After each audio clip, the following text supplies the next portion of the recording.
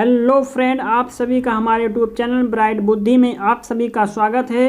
तो आइए आज हम पढ़ेंगे अध्याय 10 सजीव और निर्जीव। ये क्लास 5 की साइंस की बुक है। क्लास 5 नहीं, क्लास 6 की साइंस की बुक है जिसका अध्याय सजीव और निर्जीव है। शेष क्लास 6 के 9 अध्याय के वीडियो कंप्लीट हो चुके हैं। तो आप हमारे प्लेलिस्ट में जा कर के वीडियो को कंप्लीट कर सकते हैं। तो आइए शुरू करते हैं। अपने चारों ओर पाई जाने वाली विभिन्न वस्तुओं के विषय में सोचिए तथा उन्हें निर्जीव एवं सजीव समूहों में बांटिए।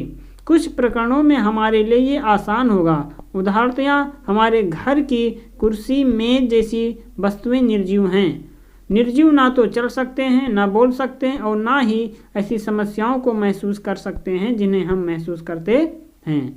हम जानते हैं कि कुर्सी, मेज, पत्थर अथवा सिक्का सजीव नहीं हैं। विश्व के सभी मानव तथा गाय, घोड़ा, बंदर, कुत्ता, बिल्ली, गिलहरी, कीट जैसे सभी जंतु सजीव हैं।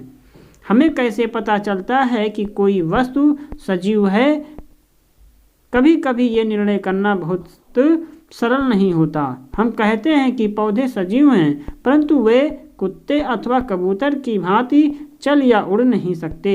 दूसरी ओर एक कार अथवा बस चल सकती है, फिर भी हम उन्हें निर्जीव कहते हैं। पौधे एवं जंतु समय के साथ वृद्धि करते हैं, परंतु कई बार ऐसा भी प्रतीत होता है जैसे कि आकाश में बादल अपने आकार में वृद्धि कर रहे हैं। आकाश में बादल अपने आकार में वृद्धि कर रहे हैं, तो क्या इसका अर्थ है बादल सजीव हैं? नहीं। आखिरकार हम निर्जीव एवं सजीव में विभेद किस प्रकार करेंगे? क्या सजीवों में कुछ विशेष लक्षण होते हैं जो उन्हें निर्जीव पदार्थों से अलग करते हैं?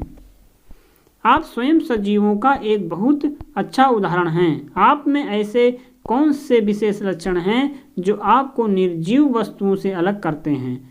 अपनी नोटबुक में ऐसे कुछ लक्षणों के नाम लिखिए। अपनी बनाई सूची को ध्यान से देखिए। ये पता लगाइए कि कौन सा लक्षण अन्य जंतुओं अथवा पौधों में भी पाए जाते हैं। संभवतः इनमें से कुछ लक्षण सभी सजीव वस्तुओं में भी एक समान होंगे। क्या सभी सजीवों को भोजन की आवश्यकता होती है? हमने ये जाना कि सभी सजीवों को भोजन की आवश्यकता होती है। भोजन हमारे लिए एवं विभिन्न जंतुओं के लिए नितांत आवश्यक है। पौधे प्रकाश संश्लेषण के द्वारा अपना भोजन स्वयं बनाते हैं। जंतु भोजन के लिए पौधों अथवा अन्य जंतुओं पर निर्भर रहते हैं। भोजन से पौधों और जानवरों के विभिन्न अंगों की वृद्धि होती है। क्या सभी जीवों में वृद्धि परिलक्षित होती है? क्या 5 वर्ष पुराना शर्ट आपको अभी भी ठीक आता है? इसे आप अब और नहीं पहन सकते। क्या ऐसा नहीं है इन वर्षों में आप लंबे हो गए हैं? आपको इसका आभास नहीं हो रहा है, लेकिन आप में हर समय वृद्धि हो रही है और कुछ वर्ष बाद आप वयस्क हो जाएंगे। बच्चा 0 से 1 वर्ष है तब वो बैठ नहीं सकता। 1 से 2 वर्ष में वो बैठने लगता है, फिर 3 से 4 वर्ष में वो चलने लगता है, 13 से 14 वो समूह में, फिर 20 से 21। ये मनुष्य की वृद्धि 1 से 21 वर्ष तक दिखाई गई है। आगे हमारा जंतुओं के बच्चे भी वृद्धि कर वयस्क हो जाते हैं। आपने अवश्य देखा होगा कुत्ते के पिल्ले वयस्क बन जाते हैं। एक अंडे से चूजा निकलता है, मुर्गी का बच्चा। चूजा वृद्धि करके मुर्गी अथवा मुर्गा में विकसित हो जाता है। अंडा, चूजा, छोटी मुर्गी और बड़ी मुर्गी।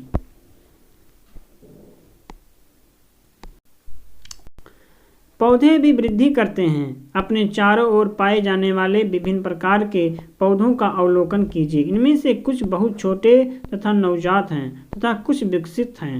ये सभी वृद्धि की विभिन्न स्थितियों में से हो सकते हैं। कुछ दिनों और कुछ सप्ताह बाद पौधे को देखिए।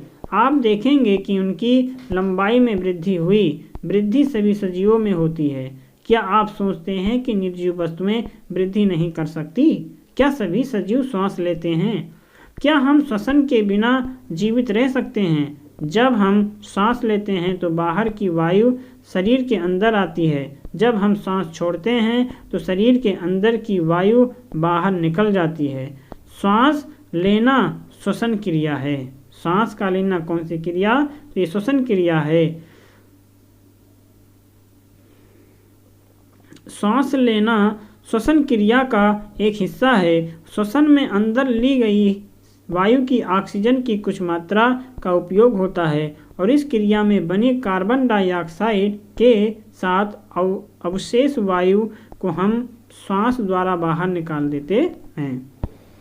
गाय, भैंस, कुत्ता, बिल्ली जैसे कुछ जंतुओं में श्वसन क्रिया मनुष्य की तरह ही होती है। इनमें से किसी भी जंतु का विश्राम की अवस्था में अवलोकन कीजिए। उसके पेट की गति पर ध्यान दीजिए। ये मंद गति उनकी श्वास लेने और छोड़ने की क्रिया को दर्शाती है। श्वास सभी सजीवों के लिए आवश्यक है। ग्रहण किए गए भोजन से हमारे शरीर को ऊर्जा श्वसन के बाद ही मिल पाती है। हमारे शरीर के लिए भोजन एक ईंधन है। शरीर के अंदर किए गए भोजन को ऑक्सीजन की सहायता से दहन होता है, जिससे हमारे शरीर को जीवित रखने के लिए एवं कार्य करने के लिए ऊर्जा मिलती है। कुछ जंतुओं में श्वसन का तरीका भिन्न भिन्न हो सकता है। उदाहरण के लिए केंचुआ त्वचा के द्वारा सांस लेता है। ये इम्पोर्टेंट है। केंचुआ कहाँ से सांस लेता है? तो वो त्वचा के द्वारा। मछली कैसे सांस लेती है? तो मछली गलफड़े से गड़फड़े होते हैं, उनकी सहायता से वो जल में घुली वायु से ऑक्सीजन अवशोषित कर लेती है। क्या पौधे भी श्वसन करते हैं? पौधों की श्वसन क्रिया में गैसों का विनिमय मुख्यतः उनकी पत्तियों के द्वारा होता है। पत्तियां सूक्ष्म रंध्रों द्वारा वायु को अंदर लेती हैं तथा ऑक्सीजन का उपयोग करती हैं। वो कार्बन डाइऑक्साइड वायु में निष्कासित कर देती हैं। हम जानते हैं कि प्रकाश की उपस्थिति में पौधे वायु की कार्बन डाइऑक्साइड का उपयोग भोजन बनाने के लिए करते हैं तथा ऑक्सीजन छोड़ते हैं। पौधे केवल दिन के समय प्रकाश की उपस्थिति में ही भोजन बनाने की प्रक्रिया में ऑक्सीजन निष्कासित करते हैं, जबकि श्वसन क्रिया दिन और रात दोनों समय निरंतर चलती रहती है। भोजन बनाने की प्रक्रिया में निष्कासित ऑक्सीजन की मात्रा पौधे के द्वारा श्वसन में उपयोग की गई ऑक्सीजन की अपेक्षा बहुत अधिक होती है, जो मानव और जंतु के लिए काफ़ी लाभदायक है। क्या निर्जीव वस्तुएं सांस लेती हैं? आपको क्या लगता है? क्या सभी सजीव उद्दीपन के प्रति अनुक्रिया करते हैं? जब आप नंगे पैर टहल रहे होते हैं और आपका पैर अचानक से ही किसी कांटे अथवा नुकीली वस्तु पर पड़ जाए तो आप किस प्रकार अनुक्रिया करेंगे? जब आप अपने प्रिय व्यंजन को देखते हैं अथवा उसके विषय में सोचते हैं तो क्या अनुभव होता है? आप अंधेरे स्थान से अचानक तेज धूप में आते हैं तो क्या होता है? आपकी आंख स्वतः ही कुछ क्षण के लिए बंद हो जाती है, जब तक कि वे तेज प्रकाश के लिए अभ्यस्त नहीं हो जाती। आपका प्रिय व्यंजन तेज प्रकाश एवं कांटा आदि बाह्य वातावरण में होने वाले परिवर्तन हैं, जिसके प्रति ज्ञानेंद्रियां अनुक्रिया करती हैं। क्या दूसरे जंतुओं में भी उद्दीपन के प्रति अनुक्रिया होती है? खाना देते समय जंतु अथवा पशु के व्यवहार को ध्यान से देखिए। क्या वे भोजन देखते ही अचानक अधिक सजग नहीं हो जाते? जब आप एक चिड़िया की ओर कदम बढ़ाते हैं तो वो क्या करती है? जब जंगली जानवर पर तीव्र प्रकाश डालते हैं तो वे भाग खड़े होते हैं। इसी प्रकार यदि रात्रि में आप रसोई घर में बल्ब जला देते हैं तो कॉकरोच अचानक अपने छिपने के स्थान में भाग जाते हैं। क्या आप जंतुओं में उद्दीपन के प्रति अनुक्रिया के कुछ उदाहरण दे सकते हैं? क्या पौधे भी उद्दीपन के प्रति अनुक्रिया दर्शाते हैं? कुछ पौधे के पुष्प केवल रात्रि के समय ही खिलते हैं। कुछ पौधे के पुष्प सूर्यास्त के बाद बंद हो जाते हैं। छुई मुई के पौधों की पत्तियां छूने पर अचानक सिकुड़ जाती हैं। ये पौधों में उद्दीपन के प्रति अनुक्रिया के कुछ उदाहरण हैं। क्रियाकलाप 1। एक कमरे की खिड़की जिससे दिन के समय धूप आती हो के पास एक पौधे का गमला रखिए। कुछ दिनों तक पौधे को नियमित जल देते रहें। क्या ये पौधा खुले स्थान पर रखे पौधे की तरह सीधा ऊपर की ओर वृद्धि करता है? यदि ये सीधे वृद्धि नहीं करता है तो ज्ञात कीजिए कि ये किस ओर मुड़ता है। आपके विचार में क्या ये किसी उद्दीपन के प्रति अनुक्रिया है?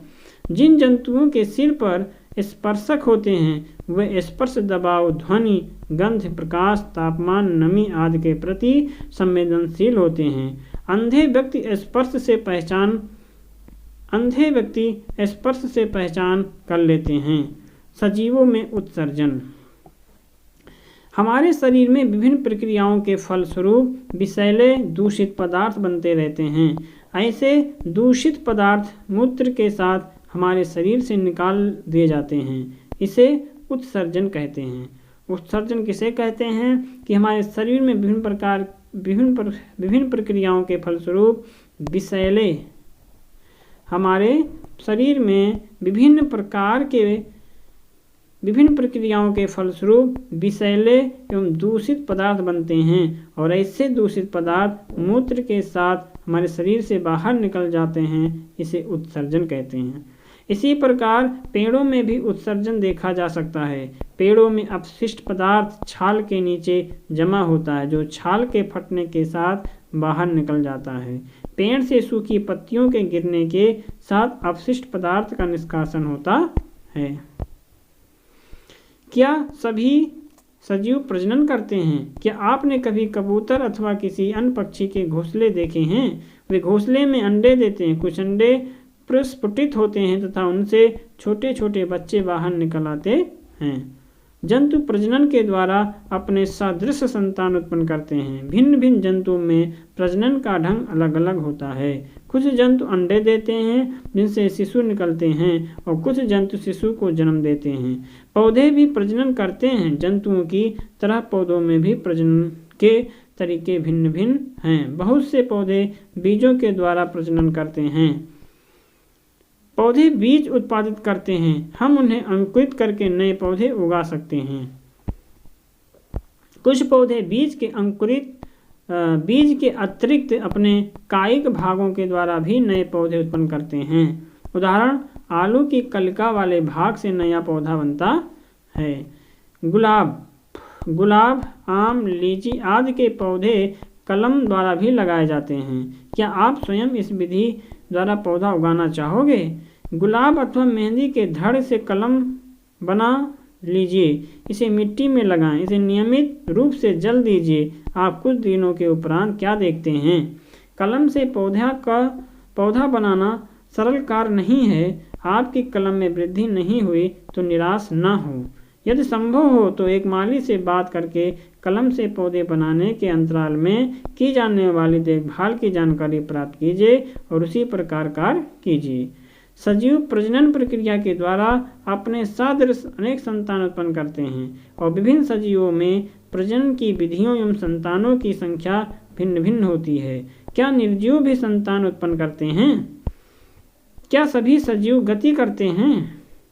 हमने जंतुओं में गति के विभिन्न तरीकों की जांच की थी। वे एक स्थान से दूसरे स्थान तक जाते हैं। उनके शरीर में अन्य प्रकार की गति भी दिखाई देती है।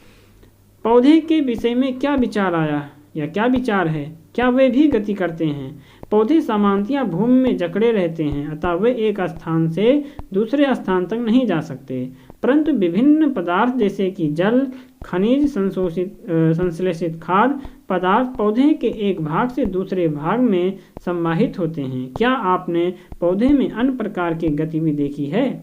पुष्पों का खिलना एवं बंद होना। क्या आप याद कर सकते हैं कि कुछ पौधे विभिन्न उद्दीपनों के प्रति किस प्रकार अनुक्रिया करते हैं? लाजवंती अथवा छुई मुई के पौधे को छूने मात्र से उसकी पत्तियां सिकुड़ जाती हैं। सूर्यमुखी फूल सूरज की ओर ही खिलता है। अवलोकन कीजिए। हम कुछ निर्जीव वस्तुओं को भी गति करते देखते हैं। बस, कार, कागज का छोटा टुकड़ा, बादल तथा अन्य कुछ वस्तुएं इसके उदाहरण हैं। क्या इनकी गति सजीवों की गति से किस प्रकार भिन्न है? प्रकृति में विविध प्रकार के सजीव हैं, लेकिन उन सभी में कुछ लक्षण एक समान होते हैं, जिसकी हम पहले चर्चा कर चुके हैं। मृत्यु सजीवों के लिए एक समान लक्षण है, क्योंकि जीव की मृत्यु होती है। इसीलिए जीवों की प्रजातियां हजारों वर्षों तक तभी अस्तित्व में रह सकती हैं जब तक वे प्रजनन कर अपने सदृश संतान उत्पन्न करें या करते रहेंगे। एक अकेला जीव प्रजनन के लिए बिना भी मर सकता है, परंतु सजीव की प्रजाति तभी अस्तित्व में रहती है जब उसके सदस्यों में प्रजनन होता है, जबकि निर्जीव अपने नष्ट होने तक के बने रहेंगे।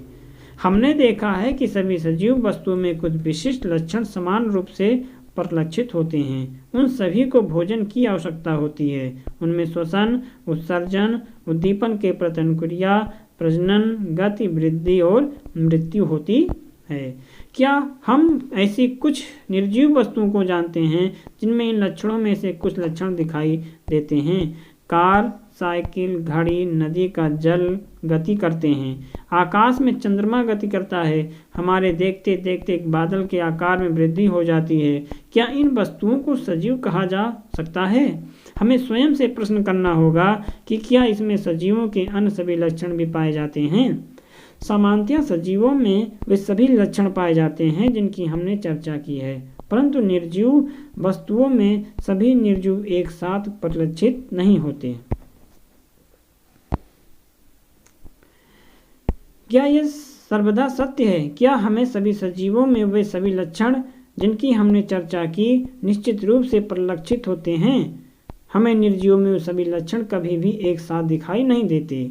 उनमें से मात्र कुछ उदाहरण ही परिलक्षित होते हैं। इस विषय की ओर को और अच्छी प्रकार से समझने के लिए आइए किसी बीज के विषय में विचार करें। कुछ विशिष्ट उदाहरण देखें। उदाहरण से मूंग के बीज के बारे में क्या होता है? क्या ये जीवित हैं? यह एक दुकान अथवा भंडार में महीनों रखा रहता है। इसमें कोई वृद्धि नहीं होती अथवा जीवन के कुछ अन्य लक्षण भी दिखाई नहीं देते, पर जब हम इन्हें बीजों को मिट्टी में बोकर जल से सींचते हैं तो ये पौधा बन जाता है। क्या महीनों तक दुकान में रखे बीज को भोजन की आवश्यकता थी अथवा इसमें उत्सर्जित या उत्सर्जन, वृद्धि, प्रजनन हुआ था? हमने देखा कि कुछ ऐसे भी उदाहरण हैं जब हम सरलता से नहीं कह सकते कि उनमें सजीवों के सभी लक्षण परिलक्षित हो रहे हैं, जिससे इन्हें जीवित कहा जा सकता। इसे ही सुषुप्तावस्था कहा जाता है। फिर जीवन क्या है? मक्के, गेहूं की बोरी में अपना हाथ डालिए। क्या आपको कुछ गर्मी का अनुभव होता है? मक्के की बोरी में कुछ ऊष्मा उत्पन्न होती है या ऊष्मा बीजों के श्वसन के कारण उत्पन्न हुई। हमने देखा कि बीजों में श्वसन की क्रिया उस समय भी चलती रहती है जबकि अन्य जैव प्रक्रियाएं उतनी ही सक्रिय नहीं होती। संभवतः हमारे प्रश्न आखिर जीवन है क्या का उत्तर देना इतना सरल नहीं हो सकता, परंतु अपने चारों ओर पाए जाने वाले जीवों की विविधता को देख करके अनायास ही मुंह से निकल जाता है कि जीवन सुंदर है। तो हमने क्या सीखा कि पौधे एवं जंतु दोनों सजीव होते हैं। सजीवों के मुख्य लक्षण हैं श्वसन, वृद्धि, उद्दीपन, प्रजनन और उत्सर्जन करना। पौधे प्रकाश संश्लेषण के द्वारा अपना भोजन स्वयं बनाते हैं। सांस लेना, छोड़ना श्वसन क्रिया का एक अंग होता है। सजीव प्रजनन प्रक्रिया के द्वारा अपने सदृश संतान उत्पन्न करते हैं। सजीव प्रजनन के द्वारा अपने समान संतान उत्पन्न करते हैं। अब निम्न में से कौन सा सजीव है, इन प्रश्नों के उत्तर देना है और आप कमेंट भी कर सकते हैं कि निम्न में निर्जीव हैं क्या? गाय, घोड़ा, पेड़ पौधे या रेलगाड़ी? तो आप जरूर कमेंट करके बताएं कि कौन से इसमें चारों ऑप्शन में सही है। निम्न में सजीव क्या हैं? कुर्सी सजीव, मेज, पत्थर या बीज? सजीवों के मुख्य लक्षण नहीं हैं। क्या करना? श्वसन, वृद्धि, प्रजनन या स्थिरता? पौधे अपना भोजन निम्न क्रिया के द्वारा स्वयं बनाते हैं। और निम्न किस प्रकार के पौधे की पत्तियां छूने पर अचानक सिकुड़ जाती हैं? तो इन सब प्रश्नों के उत्तर इसमें दिए हैं। अगर आपको नहीं समझ में आ रहा है तो इस वीडियो को एक बार और फिर देखेंगे, दो के स्पीड लगा के देखेंगे तो आपका जल्दी से भी कवर हो सकता है और आपके टाइम भी बचेगा। तो सजीव द्वारा अपने समान जीवों की उत्पत्ति करते हैं, तो किसके समान? सजीव प्रजनन द्वारा अपने समान जीवों की उत्पत्ति करता है। सजीवों को कार्य करने के लिए एक आवश्यकता होती है, तो ऊर्जा की। सजीवों में ऊर्जा उत्पन्न होने के लिए भोजन तथा आवश्यक है। सजीवों को कार्य करने के लिए